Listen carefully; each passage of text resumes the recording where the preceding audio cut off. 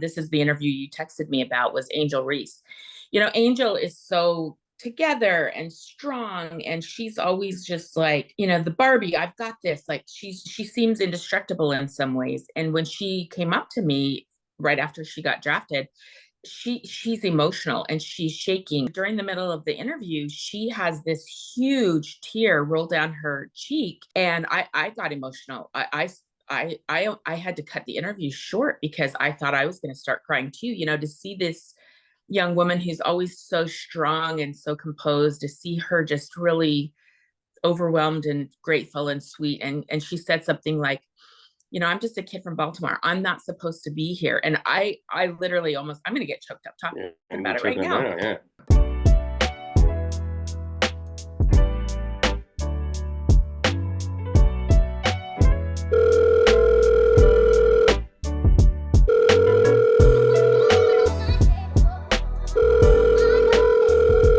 Hi, Mom. How are you? Hey, honey, how are you? I'm good. So we have big news for the podcast because I saw you in person recently, and it was so amazing. Yes, finally. After, what was that, like 2-3 months? Couple of months, yeah, probably since December, maybe. So we don't go that, or at least I try not to go that long without seeing you because I miss you, obviously. And I thought it was cute because when I saw you on the street, we were coming around the corner, and we definitely did. Actually, I don't know if your generation even knows this. Do you know the slow motion run towards each other from Everybody movies? knows. That's timeless. That's timeless. Yeah. Because that's what we did on the streets of New York City. So I appreciated that.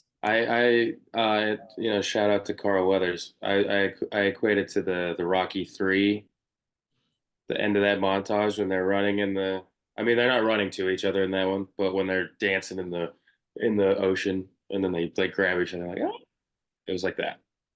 Dun, dun, dun, dun, dun, dun, dun, dun. I just saw. That was my best Rocky theme that I could come up with. Wow. So yeah, it was good to see you. So it brought up some questions for me, and I was like, we were actually out to lunch, and we were having a really funny conversation. And I was like, we should save this for the podcast. And you're like, Mom, that's what our whole conversations are. I was like, we'll have them. They'll come. They'll come. I don't even remember what it was about now, but it was funny. If you record it, it will come. If you record it, they will come. It did cause me to think, though, like, how often is too often to want to see your adult children? Let's just get that topic on the table right away. See, this is a good one. Okay, so we've been talking about having guests on. I think we need to start like a little list of questions we ask. That's like, ooh, we should ask other people these questions. Because I don't know. I think we found a better breakdown because I remember, like, right after the pandemic, like the first shutdown, you went into the WNBA bubble, and I don't think I saw you for almost. It was like a long time. It was like 7 months or something crazy, right? Yeah, maybe. I think it was 5 or 6 months. I know it was the longest we've ever gone in our lives without seeing each other. And I was dying a small death inside. Like I might have just been a corpse at that point because that's really a long time to go without seeing your children. And I wonder if other people feel that way, but I feel like this gaping wound of a void in my chest if I don't see my child. Yeah, I think the biggest thing is we are not great, hence us needing a podcast. We're not great at calling each other. I don't know if I'd say we. I would say we. I say we. I've said we. I'm saying we. I would call you a lot more, but I always feel like I'm bugging you. So I try to gauge it. Mm-hmm. Blame me. Put it all on me. This is a great question though, because I do think everybody has a different style, and I think that men and boys are different than women in this regard. And I think even in relationships, this comes up a little bit. Like, would you rather call your girlfriend or text with your girlfriend? And would you rather call with your mother or text with your mother? Like, what's your conversation style? I would not. I don't like to call or text anybody ever at all. And I'm working on it. I'll have text conversations with one of our I saw one of our good friends, Will, last night. That was nice. He came to Oh, trivia. you saw Will. Yeah. Um, but we were texting, and we would text back and forth a little bit, and I would leave. He would respond to one of my texts. Also, I've been sick, so I was kind of just like not. I was just like laying down, anyways. But I would like see it come through, and I would just mentally respond, and then put the phone down, and then like 30 minutes later, I'd be like, oh, I guess I should probably say something back, and I'd have to like actively get myself to text him back. It's definitely a me thing, but like I just don't like the constant connection with everybody. It's a little bit like you don't get me at any time. It's it's the So only that's child that's is a more really of coming like out. you want to preserve yourself from the world. People have to gain access to you. No, no, that sounds rude. Like that makes me sound bad. But it's more of like just because you texted me doesn't mean I'm like, oh hey, I gotta get you. Like that's kind of Yeah. I feel I like that actually think like it's probably healthy. I think that sounds like a healthy viewpoint to me. yeah, like if like my boss texted me and he was like, hey, this and this, we're gonna work on this and this, I wouldn't and I didn't respond for like an hour. I just was like, okay, that's interesting. And then he was like, why didn't you respond? I'd be like, unless you say urgent, I have no I'm not at work, so I don't need to. You know what I mean? But it's also different because it's trivia. So But I have a different viewpoint on that because I feel like if your boss or it's different with a mom or a partner versus a boss. I think if your boss texts you, you should respond quickly because it's a work related question and they probably want an answer so they can get stuff done. I think I that's a guess. totally different discussion. And I mean, it's all. We're generalizing, you know. Right. Um, but yeah, I don't like that. I don't like the feeling in the world right now where everybody is kind of at everybody else's beck and call. Like how high jump and how high should I jump and Yeah, let's go. like I think that's healthy. I'm trying something this week because I'm on, I shouldn't say vacation. I'm just actually at just have home some free trying time. not to work for a week, but I've had to try to establish these boundaries for myself. So people are emailing me, questioning me, da da da da da, and I've literally responded, I'm off work for a week and I'll get back to you on May 2nd. Yeah, And they have it's that. really hard to do The that. just do that. They have the kickback email. It can literally just say like I'm unavailable for the week. Please send the email here. I'll respond within you know a week or whatever. Right. I think It's that's hard healthy. setting those boundaries though. I guess the whole topic of what we're discussing is boundaries, is how do you set them and why? Yeah, yeah. I Whether mean, it's a mother visit to the city or a mother calling or texting. I think we did pretty good. Uh, yeah, I think we did really good. If I was like, okay, well, I'm busy tonight, you weren't like, why? No, we actually did have an exact text exchange like that. That Oh, we that did did. happen. That did. That's true. And here's why. Because I said, "Hey, I'm going to be in New York this day and this day. I'm literally staying in New York just to see you these 2 days after the WNBA draft." And then one of the nights you're like, I can't tonight. And I was like, I've been reserving these dates for 3 months. You don't tell me that though. Okay, this is the thing. I think this is important. I was listening to another podcast. I don't know who it was. Um, but they were talking about women, and I feel like it's certain types of people. We shouldn't just generalize and say women, but I'm going to say women because why not? Um, you guys plan ahead a lot more than men do, and so like you said that you had planned that for 3 months. You didn't tell me that at all. I was not a part of the plan. Oh, okay, that's interesting. Because in my mind, it's like, hi, I'm going to be in New York these days. Yeah, Maybe and I'm I had implying, already. like, hi, can you save these days for me? I have said that to you before, though. Hi, will you save these dates for me? You didn't say that those days, and I had already had stuff booked for those days. So I guess that's a good thing of like communicating with parents, because I definitely feel like I want to make time to see you. So how would a parent best organize seeing their adult child? But How here's do the you thing, want it to go? I did make time to see you. No, I know. I'm just saying, what is best practice? Well, I think there's two things. How much time is required is A. Like, what is there a minimum? Is there a maximum? Because like that day in particular, I think I met you at probably like 4 p.m. ish, and was with you. I think we did. Oh no, I think it was like three, and we were together for like 3 or 4 hours. Um, and then I had to go to a meeting. I think that's a pretty fair.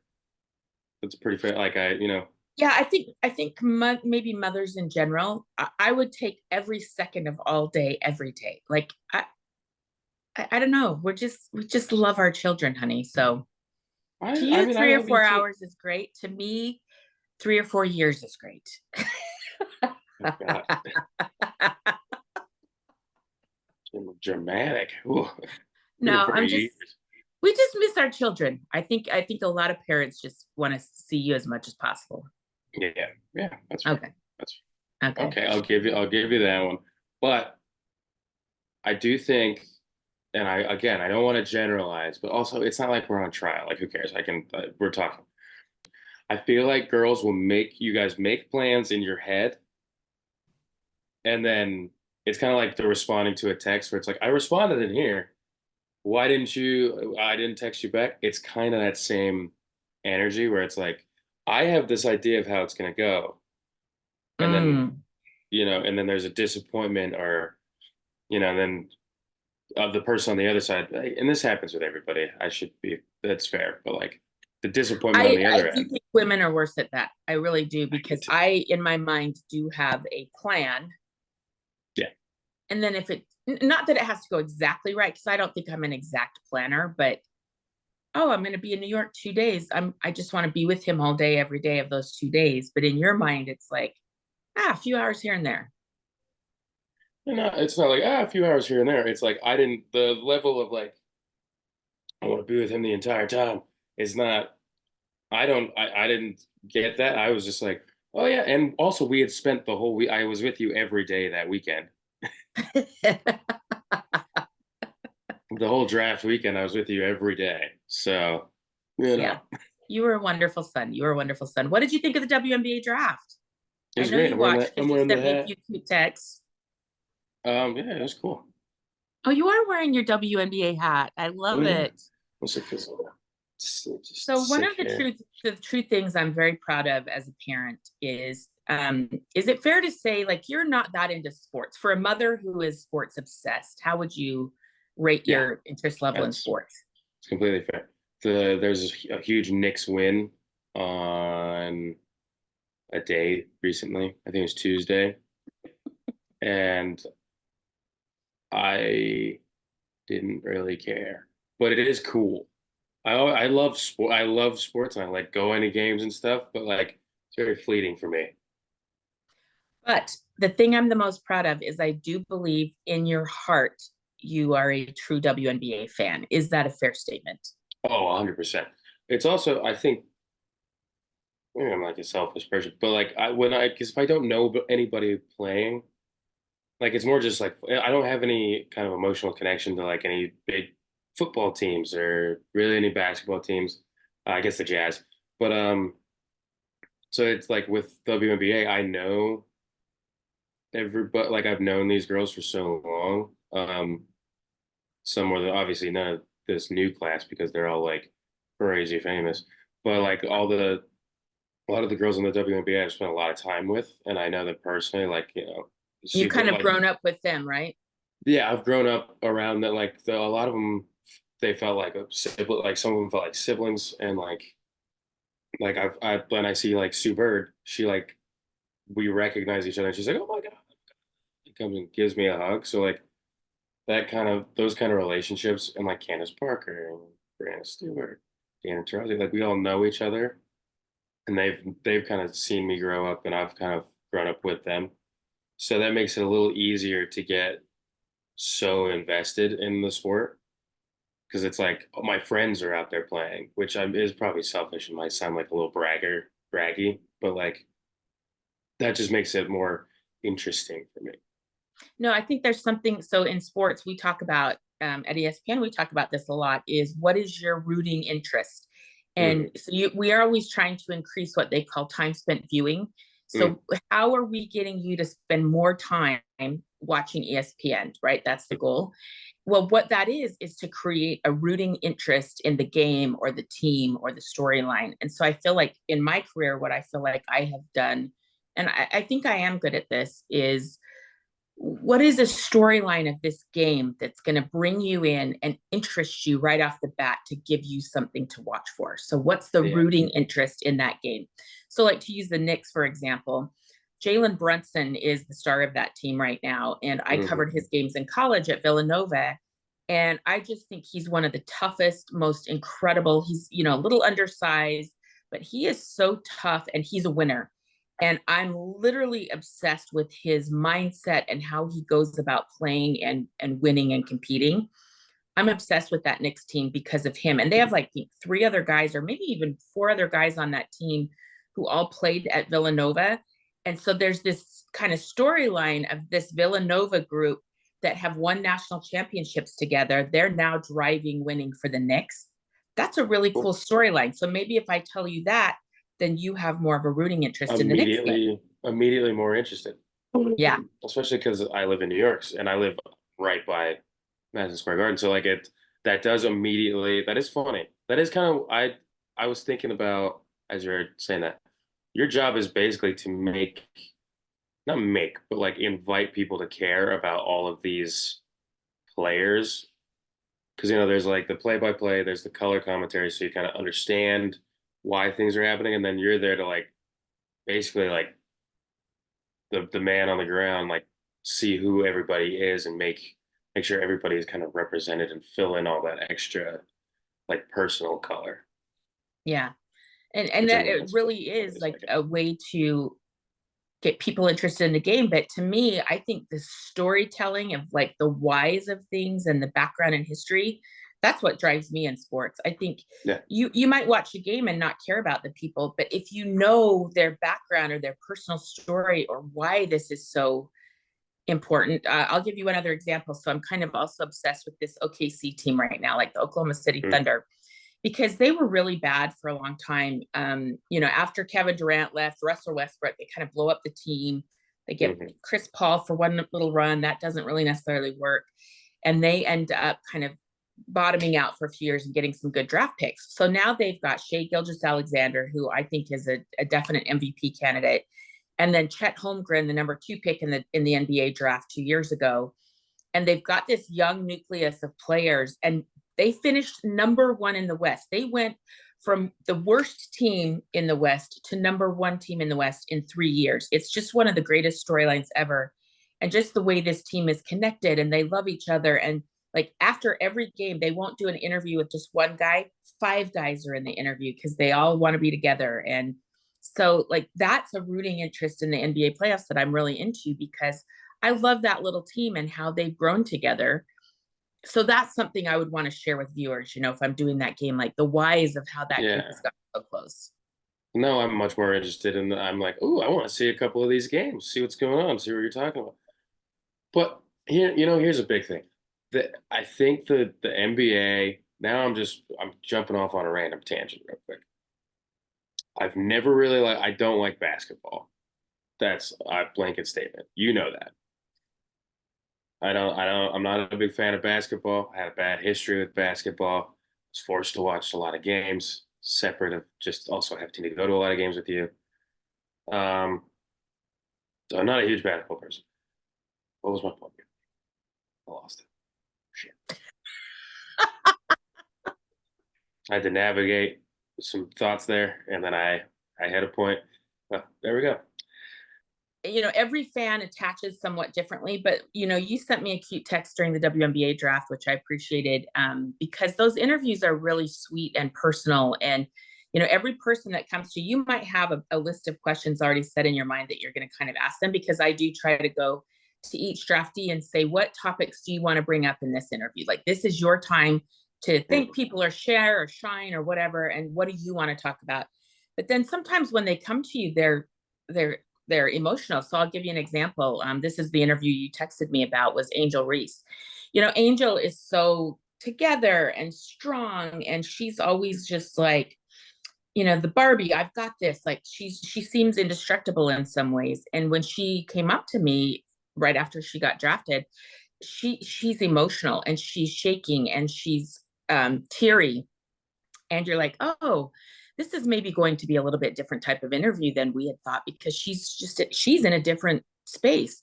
Yeah, and yeah. During the middle of the interview, she has this huge tear roll down her cheek, and I got emotional. I had to cut the interview short because I thought I was going to start crying too. To see this young woman who's always so strong and so composed, to see her just really overwhelmed and grateful and sweet. And she said something like, I'm just a kid from Baltimore. I'm not supposed to be here. And I literally I'm going to get choked up talking about it right now. Yeah. I know. And I was just like, yes, you are. Like, you are so strong and beautiful. And it's just really special to see them in this moment. But I guess that goes back to this access point of, like, that makes you care about her more, to see her in this beautifully vulnerable place. And you related to that interview. Yeah. I mean, I don't want to go all the way into it, but like watching that interview, I was just like, oh, okay, I get it. Like, because I, for whatever reason, when I like that interview, I was just like, hey, it's just great television. Like, it made I thought that was the thing about the draft too, is like these people, like the WNBA is not exactly like, it's not the NBA where they're getting like millions and millions of dollars, and like it's not like this ending place where it's just like, wow. It's more of like it's like this commitment to working hard. All right, so let's get to our chaos theory. I feel like we're going on too long about other things, but do you want to get to your chaos theory? Yeah. So I am at our house in Florida. This was my draft background one year. I actually I remember that. So one year, remember the COVID year where nobody could be together? A lot of the athletes had these cool backgrounds. So this is an artist that did Lauren Cox's background for her WNBA draft. And so I contacted her and said, will you make me a basketball poster? So that's my draft background from a few years ago. Mm-hmm. Love it. But anyway, I don't have any pen or paper right here with me. So can I just tell you a topic I want to talk about, and you're going to hate it? I'm just telling you right off the top. All right. Well, I have two that I'll just throw it out. You start. They're pretty vague. I didn't really see what we got. Okay, this look good. I wanted the other one, but it's fine. Okay, hobbies. I've been talking with my roommates about this a lot. I don't have any hobbies. Oh, it's an interesting question, because I wonder if your generation of people, like, are hobbies a thing for your generation? I don't Hobbies know. Are a thing for everyone. You can't, if we're going to generalize, at least be specific with your generalization. Hobbies are a thing for everybody. Everybody, that's a timeless. Until you said the word, I'm not 100% sure I even knew you knew that word, hobbies. That's interesting. Okay, well, that's just. I'm serious. We've never talked about it. Yes, we have. We've talked about it. You have the memory of a goldfish, but you claim that you have the memory of a steel trap. I just want to point this out. Okay, so did you have hobbies growing up as a kid? Did you ever have hobbies as a kid? Huh? I loved playing with my action figures. I was pretty amazing with those action figures. Super dork over here. But and I played sports. Are sports a hobby? Do sports count as yes, hobbies? Sports are a hobby. Yes. I think playing sports are a hobby. You played a lot of sports growing up. Yeah. Yeah, I think you had good hobbies because you had a very active imagination. To this day, I remember on your 16th birthday, this is a funny story. I remember coming down the stairs. Birthday. Yes, it was. Coming down the stairs in the house, and you were laying on the floor in the basement, and you had gotten out all of your old action figures, and you were laying on the floor like, hey, what do you think? with your action figures on your 16th birthday. And I just remember thinking, don't ever change. You're so adorable. That's true. I actually, randomly, this is just because we're talking about it. During the pandemic, when we first got back, like got into the house, kind of, locked everything up. I was bored one night, and we pretty much our thing was we would hang out. You would panic for a couple hours, and then we would drink a little bit. We'd open a bottle of wine. You'd have a glass, and I'd finish the bottle, and then we would watch a movie or a TV show. And then I'd go downstairs, and you'd watch some, I don't know, some whatever what is it? What do they call it? The period stuff with the. Oh yeah, I got really into the British and Australian period dramas during that time. Yes. Yeah, and as much as I love just a bunch of white people with accents talking in a room, I was like, I'll go downstairs. I'll find something else to do. And there was one night where I went and got my box of toys out, and I was like, let's see if we still got the magic. And didn't. The magic was gone. I tried. I gave it an hour, but I just kind of started getting bored. I would be like, and it was gone. It was sad. It was a sad moment. The action figure magic was gone for me. I feel like it will come back when you have your own children. So I have Oh, for saved, sure. I have boxes and boxes of your action figures from childhood. So when I feel like when you have your own children, then the magic will come back because you'll enjoy getting those out and explaining them to your kids. And so I have saved all of that for you. Yeah, I don't know if you have this. When I'm with I like to play. Like when I'm hanging out with like nieces and nephews, I'm like, oh yeah, like I love the game. When I'm with other people's kids that I don't know that well, I get kind of uncomfortable because I'm like, hey, I don't really know you. How you doing? High five. Like I don't, because I'm like, You don't oh, want to show your true silly self. I don't want to. Yeah, I don't want to go full silly because I don't know what because there's like, who knows what the Full parent silly is like. always good. Full silly is always appropriate. Yeah, I just feel like some parents are just like, oh, hey, all right, relax, like put him down. Like I don't know. I'm like, and also I'm like, I don't know this kid. Like when you meet like a family of friends, like trying to think of a good example. Like you had an old friend that we lived by them and we played with their kid, and like I'd be like, hey, let's go. And they were very serious, studious people, and I'd be like, oh. Well, like I didn't want to seem too silly in front of them, you know. Like, do you know me? Silly is my middle name. I think you should, yeah, I'll always be silly. Okay, so back to the hobby though. That's what you Yeah. started this topic with. What would your hobby be now? What hobby do you want to have? So I do have a few hobbies. I've been learning to sail. I just picked up some pickleball paddles. I haven't played a ton yet, but I'm working on that. I am a huge reader. I would say my reading is a huge hobby of mine. I probably read 5 or 6 books a week. Like I am a voracious reader. Um, That's a good one. I need to start reading more. Actually, I did just finish the Creative Act from Rip Rubin. It was a good book. oh, that sounds good. So what would your hobby be? What do you think your hobbies are? Wow. Well, because like a lot of I think the thing is like a lot of with the writing stuff that's become job territory. So that used to be a hobby was writing. I would say stand up is a hobby. What else are you interested in? Don't you want to learn things? Like I took sailing lessons because I was like, I'd love to learn how to sail a boat by myself. Like, aren't you interested in learning things? I don't have a specific. I like learning. Just if I'm always down to learn stuff. I'm I host a trivia. Like I like random information. I know a lot of just random things. I don't know if I do want to learn how to do pottery. That's been a big one. So okay. I wanted to take the girlfriend out on a date, and I was like, "Ooh, let's do pottery classes. That's cool." You leave with something, and pottery classes are like $90 a person. I was like, "This is prohibitive, and this is a prohibitive entry level fee to get it." You're telling me Get it's a into hundred pottery. dollars just to start? Like that's ridiculous.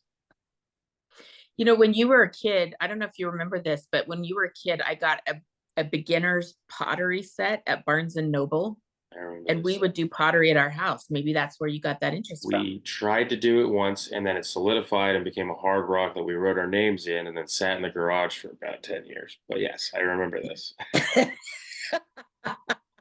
There's all these memes of just like, oh, my childhood. It's just like anytime you tell any bad story about your childhood, and then the mom's just like, no, nah, no, Didn't that's happen. not true. No, moms are great with the rose-colored glasses. I will say that. Yeah.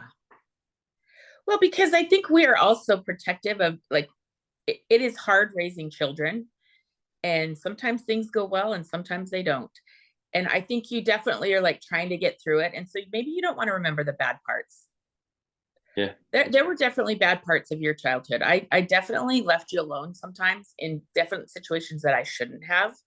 That sometimes I'll think back on. I'm like, what was I thinking? You were oh like yeah.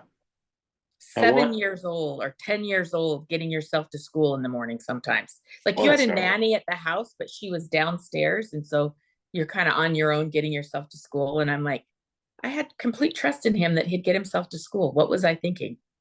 I think I'm part of the kind of the last bastion of kids that were like you were allowed to just be alone for long periods of time, you know? Like I think now it's like I think it's now that like people would be like, "What? Like you leave your kid alone?" Like back It's probably illegal actually. It it probably might was be. then too, but Yeah, early 2000s. Oh yeah.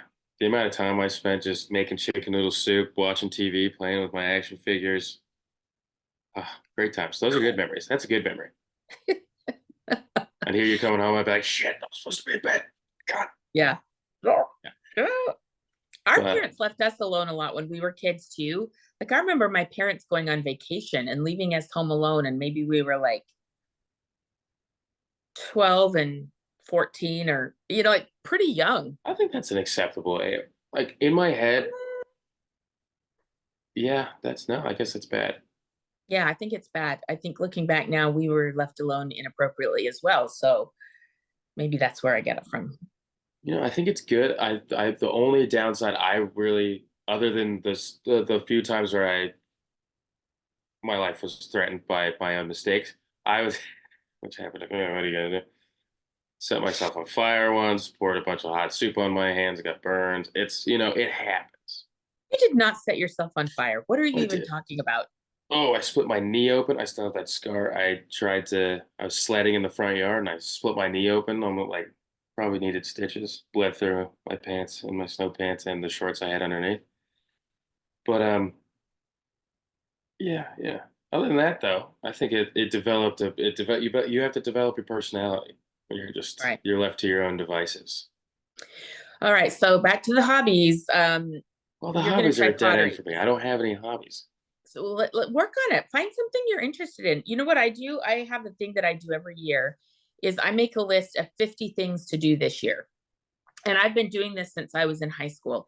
And the 50 things can be anything super random, like it's write a poem, have people over for dinner, learn how to cook Indian food, um, learn how to go sailing, buy a pickleball racket. Like I'll have just like random things that will keep me Just buy the entertained racket. through the course. Well, play too, but like get started, right? Like what's the first step? So I do that list of 50 things every year. In fact, maybe next week I'll bring out the list for this year because I made one again this year. And I cross them off like, hey, have you done anything interesting? So when you're sitting at home, instead of just being like, okay, I'm bored, I'm sitting here, I'll just watch TV or something, I actually have these list of 50 things to try for that year. And I think it's super healthy and a fun way to keep my brain active and my mind motivated to learn new things and try new things. Yeah, that's fair. Okay, fine. All right. I'll spend some time trying to find the pottery one is the one right now. Okay. Oh, I need to learn how to read. I need to learn some skincare stuff. That'd probably be good. Right. Like get a facial. That would be something you could put on there or, Real learn estate. how to do a skincare routine. Yeah. What? I said real estate. I don't know.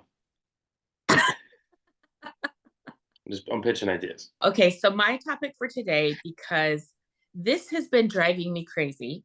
Um, do you have your passport? Why would you do this on the pot? This is a waste of fucking time. On the podcast. My topic is following through with complicated tasks. So do you want to tell the passport story or should I? in. Okay. Oh, let's embarrass McKylin. All right, go. This is your story. You go. So last summer This is I had exactly this what we talked about on last week's episode, by the way. of not tell embarrassing stories about you. Oh wait, I was In going to try to public. do better with this, wasn't I? Yeah, immediately the first thing okay, go.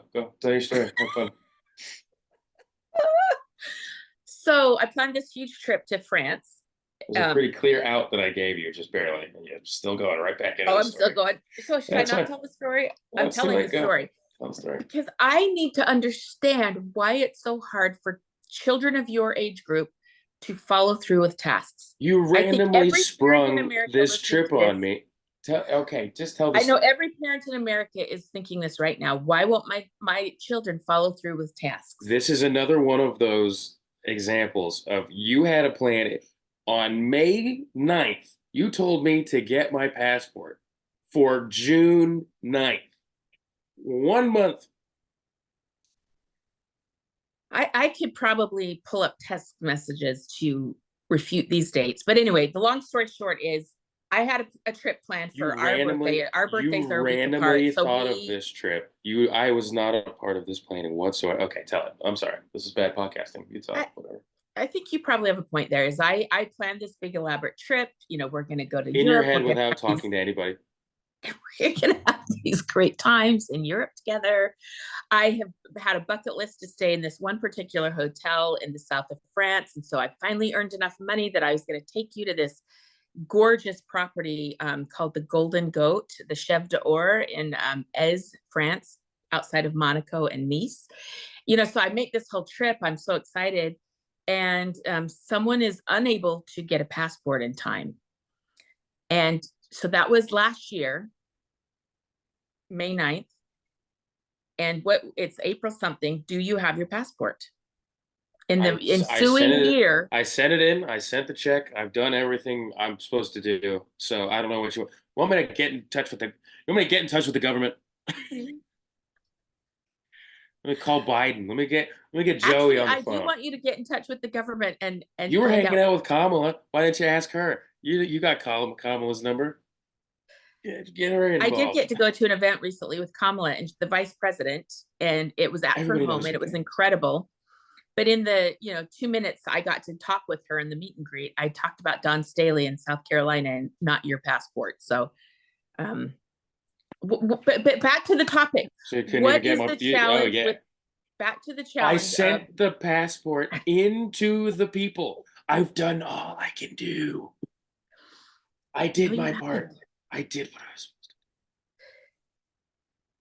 do. I did what I was supposed to do. You've been using this against me for a year now. And so the question is, why can't you get tasks done? I did the fucking okay. You know what? I don't think this podcast should continue. In general, I think I'm breaking up the you know what? Don't call your parents ever. They made the mistake of being parents, and it is not your fault. Okay. Oh. That got heated. That was apparently it's a hot button issue for both of us. Yeah, because you were whining at me about this all week last week. I just need you to check on the passport.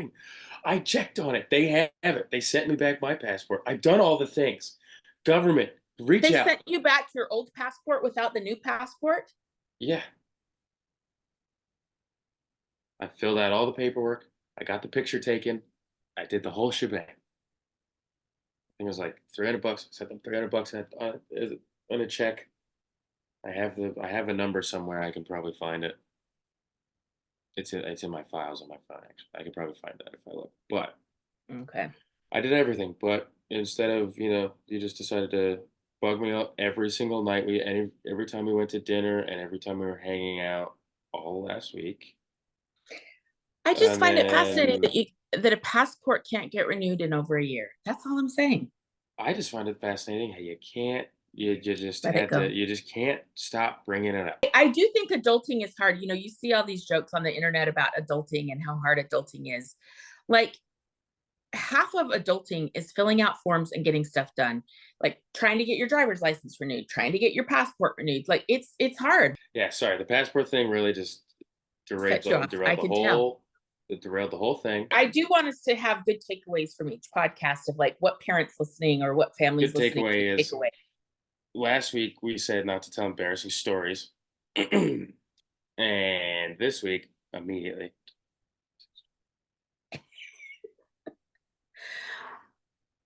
I'm also pretty hyped up on like Dayquil and I'm sick. Just in our final thought for the podcast this week, Yes. can you get the number of your passport application and just All call right. and check on I gotta go. I love you, Mom. This is great. Call your mom. Call your mom. Bye.